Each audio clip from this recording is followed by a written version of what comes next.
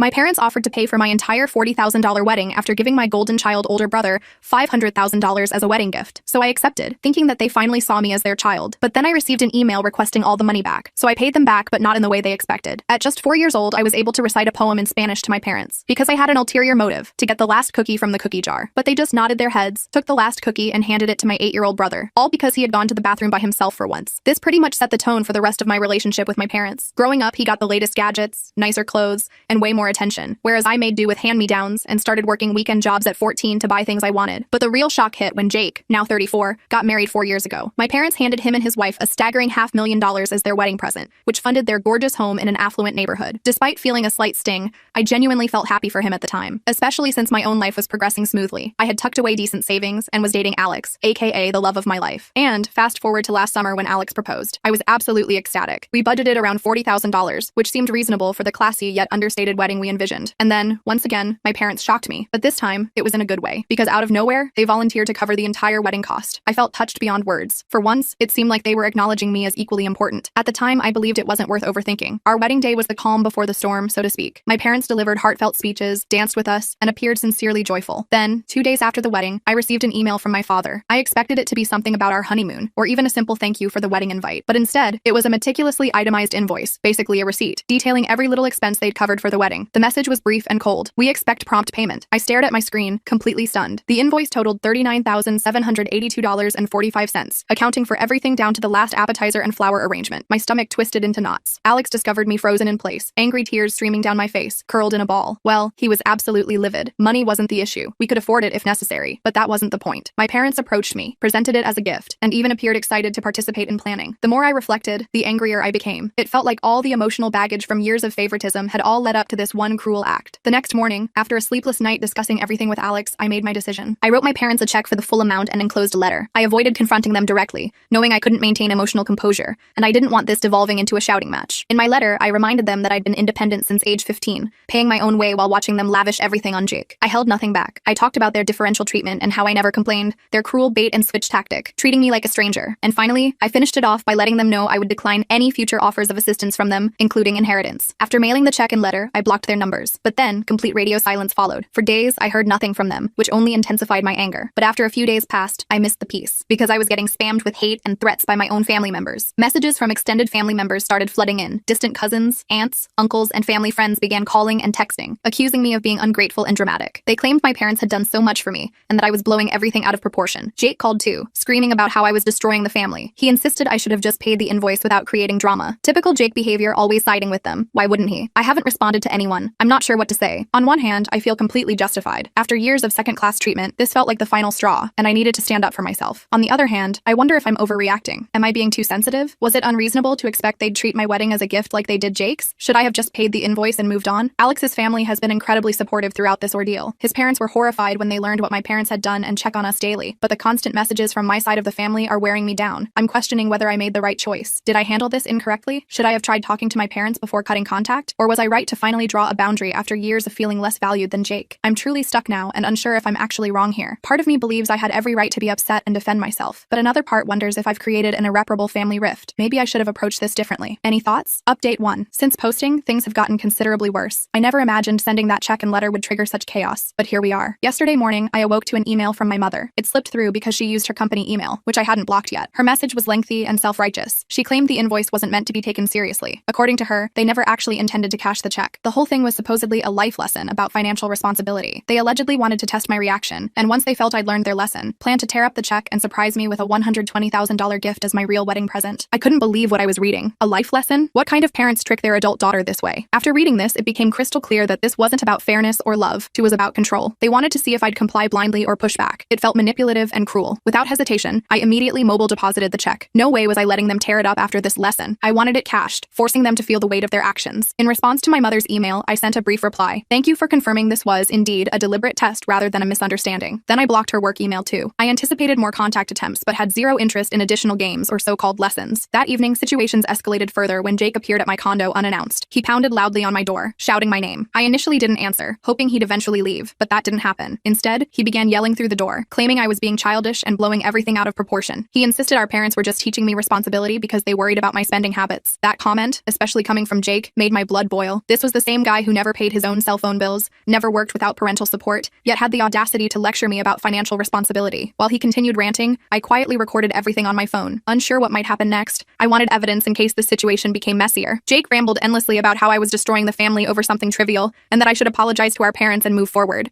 He claimed they never intended to hurt me and had always done their best for both of us. He kept insisting I was overreacting and the entire situation was my fault. I remained silent, refusing to open the door. I just sat there listening, silently fuming. Eventually, after what felt like forever, he left, but not before calling me selfish and accusing me of trying to sever family ties over money. After he departed, I sat quietly for a while, feeling overwhelmed by everything. Jake's outburst only confirmed what I'd always known. He would perpetually take their side, regardless of how unreasonable or hurtful their actions were. That night, more messages poured in from extended family. Apparently, Jake went straight to my parents after failing to speak with me, and now they were rallying everyone against me. My phone flooded with texts from aunts, uncles, and several family friends. Most messages followed an identical pattern, calling me ungrateful, accusing me of causing unnecessary drama, and urging me to apologize for how I'd treated them. One message particularly struck me from an aunt I hadn't heard from in years. She claimed I was fortunate to have parents who cared enough to teach such lessons, and that I should be grateful they spent anything on my wedding. She concluded by saying I was lucky to even have parents who wanted involvement in my life. I couldn't believe how quickly everyone turned against me. It seemed they'd all decided my parents were right simply because they possessed the money and power. Nobody seemed concerned about the emotional manipulation or years of favoritism leading to this point. They only saw me rejecting their supposed generosity, which was sufficient for everyone to side against me. By this point, Alex worried about how much this affected me. He kept asking if I wanted a break from social media and to turn off my phone temporarily for peace. He reassured me I wasn't wrong, reminding me of all the times my parents showed favoritism toward Jake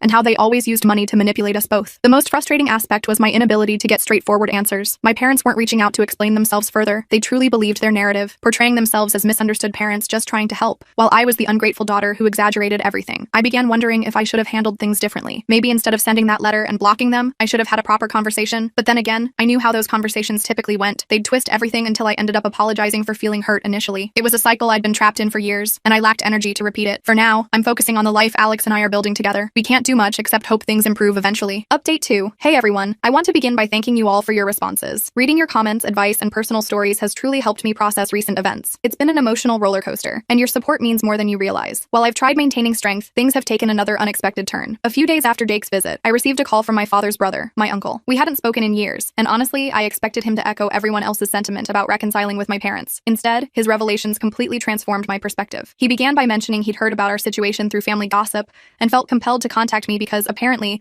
this wasn't their first manipulative stunt. 20 years ago, something similar happened between him and my grandparents, my father's parents. My uncle refused to tolerate their manipulative tactics, resulting in them smearing his reputation throughout the family, accusing him of theft and ingratitude for everything they'd provided. He explained that back then, my father didn't support him. In fact, he sided with their parents, creating a massive rift between the brothers that never fully healed. My uncle always felt abandoned by my father, and it took years to understand how their family operated. Hearing him describe the past mirrored my own experience in different contexts. My grandparents had used money and manipulation to control my uncle, exactly like my parents were attempting with me now. As he continued, everything started making sense. My parents weren't behaving out of character. They were repeating patterns established long before my birth. They learned this behavior from their own parents, and my father, having enabled his brother's situation years ago, was now playing the same role with me. My uncle mentioned that his refusal to comply with my grandparents' demands carried severe consequences. After their fallout, they completely cut him off financially and emotionally. They portrayed him as the family's black sheep, and even today, relatives believe the lies spread about him. It was entirely about control, he explained, and when they couldn't control him anymore, they erased him from their lives. His story sent chills down my spine. It perfectly mirrored my current situation. My parents were upset because I refused to play their game, and rather than understanding my viewpoint, they turned the entire family against me. I began recognizing how deeply this toxic cycle ran, and how entrenched my parents were in believing they could control their children through manipulation. After our conversation, I couldn't stop contemplating everything he shared. It made me wonder if, deep down, my father's behavior stemmed from guilt. Perhaps he knew he'd abandoned his brother years ago and was now justifying his actions by doubling down on identical tactics. My parents ha. In subsequent days, family members continued messaging me. Clearly, Jake had been working overtime rallying people against me. One cousin I'd always been close with sent a lengthy text claiming I was selfish and disrespectful for not appreciating everything my parents had done. She said it wasn't too late to fix things, but I needed to humble myself and apologize before it was too late. Her message contained identical rhetoric everyone else used, which was exhausting to read. I realized I was raised in a family where love came with conditions. Everything involved strings, whether financial help, emotional support, or even celebrating life events like weddings. Now that I'd refused to follow their rules, I was being isolated, just like my uncle had been. Alex remained my foundation throughout this ordeal. After my uncle's call, we had a lengthy discussion about our future. He assured me that regardless of what happens, we'd overcome this together, and that I owed nothing to anyone, not my parents, not Jake, and certainly not extended family members who suddenly became amateur psychologists. His unwavering support has been beyond invaluable. Despite Alex's support, I still felt conflicted. My parents had significantly damaged me emotionally, and part of me still wondered if I was mistaken. Was there a way to repair things without compromising my boundaries? I spent hours debating internally, trying to determine if reconciliation was possible possible without sacrificing my mental health. Then something unexpected occurred. I received a voicemail from my father, his first direct contact since I'd sent the letter and check. His voice sounded different, not angry or demanding as expected, but tired. He mentioned not wanting to continue fighting and willingness to talk if I was open to it. While he didn't apologize or acknowledge what happened, something had clearly shifted. Perhaps he was beginning to realize I wouldn't back down this time. I haven't responded yet. Part of me wants to call back and explore the possibility of an honest conversation about everything, but another part recognizes this could be another manipulation attempt to make me feel guilty. My uncle's words keep echoing. They'll never admit wrongdoing because they don't believe they're wrong. If I decide to speak with my father, I must prepare for the possibility that nothing changes. Currently, I'm still processing everything. Revelations from my uncle, family messages, my father's voicemail. It's overwhelming, and I'm uncertain about my next step. I want to believe my parents can change, finally seeing me as an equal rather than someone to control, but I also recognize that after years of such treatment, a single conversation won't repair the damage. For now, I'm taking each day as it comes. Alex and I are concentrating on our lives and future together, trying to build something healthy and free from toxic family patterns. Yet tension persists. Am I doing right by maintaining my position, or am I pushing away my only family? As much as I wish for clarity, I remain uncertain. Perhaps that's acceptable for now. I'll update as things develop, but currently, I'm navigating this situation as best I can. Update 3. Hi everyone. First, I want to express how thankful I am for all your responses. Your advice and support have been priceless while dealing with this family disaster. When I initially posted, I had no idea where things were heading or what I wanted, but after reading your comments and considerable reflection, I've reached important conclusions. Something that really resonated from your responses was how many pointed out that I've been forcing myself to repair relationships with my parents, trying to patch things up and pretend everything was normal. But truthfully, I've finally accepted that it's okay if things don't return to normal because, honestly, I'm not even sure what normal actually was. My relationship with my parents was always unhealthy, and I've spent years ignoring that fact. Now I realize it's acceptable to abandon the idea that things will ever meet my expectations. Many of you suggested I might have been too generous in my assumptions about my father's guilt. Looking back, I see I was clinging to hope that maybe his behavior stemmed from guilt and that he could change. You were right. It doesn't justify his actions or excuse years of manipulation, favoritism, and emotional control. No matter how guilty he might feel, it doesn't erase the harm inflicted or mean I should forgive him for it. Simultaneously, I recognized my need for closure, to end this chapter of my life, regardless of whether it involves reconciliation with my parents. So I decided to meet with my father, feeling it was necessary for my own closure, not theirs. Meeting him, I immediately noticed he wasn't the same intimidating figure from my childhood. He appeared worn down, almost defeated, and for the first time ever, genuinely apologetic. He didn't explicitly say, "I'm sorry," but he apologized for how the wedding situation unfolded and for how both my mother and Jake had treated me. He even mentioned speaking with relatives and asking them to stop harassing me, which provided slight relief. Then he did something unexpected. He attempted returning the money. He produced the same check I'd sent for wedding expenses and slid it across the table,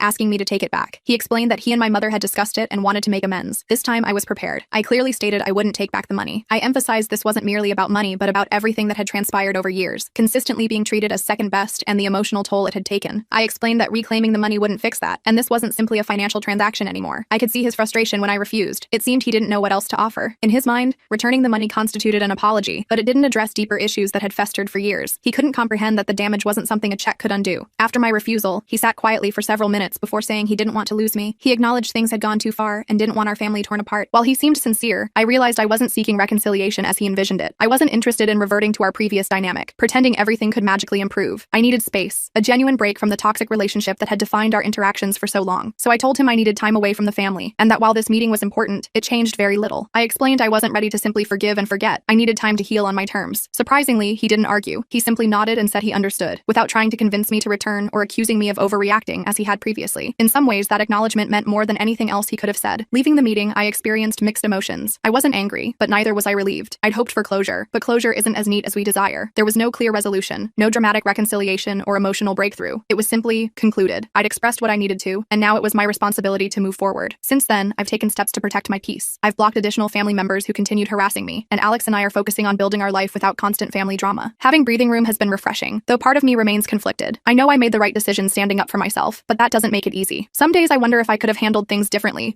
or given my parents another chance. Then I remember years of feeling inadequate and remind myself I deserve better. Jake, predictably, hasn't contacted me since meeting with my father. I suspect he remains upset about the fallout, but at this point, I'm not interested in mending things with him either. He's clearly demonstrated where his loyalties lie, and I've accepted our relationship will never reach its potential. I'm okay with that now. Releasing the fantasy that we could ever be close has been painful, yet liberating. Regarding my father, the future remains uncertain. He seemed genuinely remorseful, but I'm unsure if that's sufficient to rebuild our relationship. For now, I'll continue prioritizing myself and my happiness. If there's one lesson from this experience, it's that I deserve to put myself first for once, and that's exactly what I'll do. So that's where things stand currently. It's not the happy ending I might have wanted, but it's the conclusion I needed. Sometimes, that's enough. Thank you again to everyone following along and offering support. I appreciate it more than words can express.